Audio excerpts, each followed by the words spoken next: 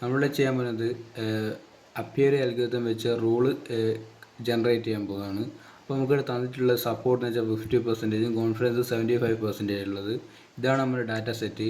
ഈ ഡാറ്റ സെറ്റിൻ്റെ അകത്ത് 5 ട്രാൻസാക്ഷനാണ് ടോട്ടൽ നടക്കുന്നത്, 1 to 5.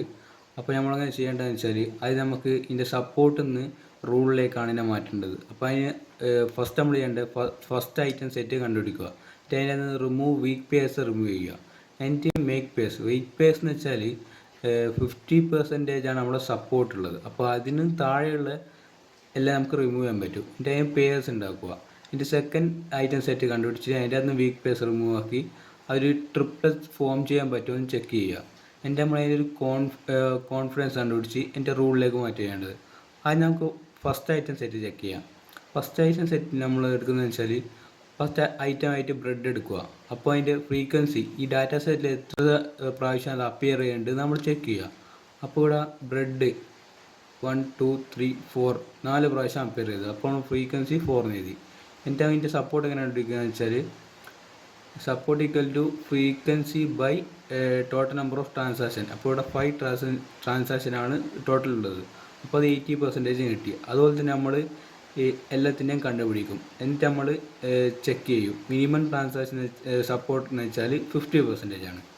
അപ്പം അതിൻ്റെ അകത്ത് ജാമും കാർഡും കട്ടാക്കാൻ പറ്റും. അത് 20%. അത് ലെസ് ദാൻ മിനിമം സപ്പോർട്ടാണ്.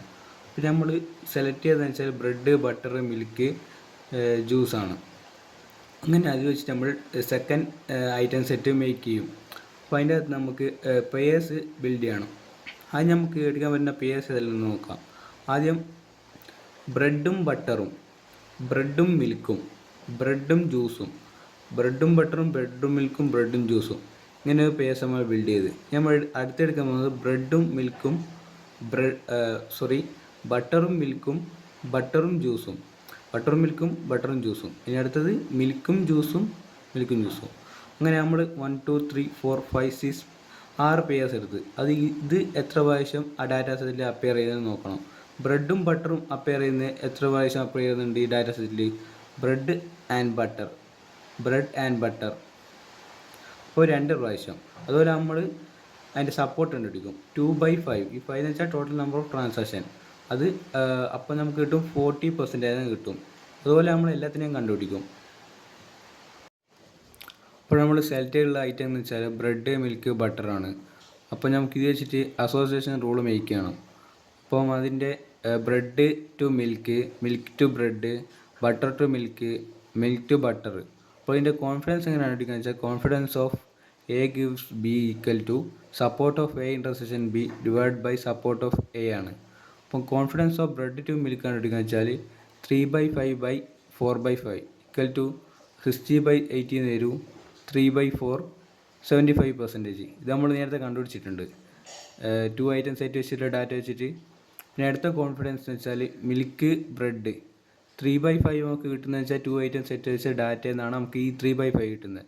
ഈ 4/5ഉം 2 ഐറ്റം സെറ്റിന് ഡാറ്റയിൽ നിന്നാണ് കിട്ടുന്നത്. അതിൻ്റെ 75% കിട്ടും.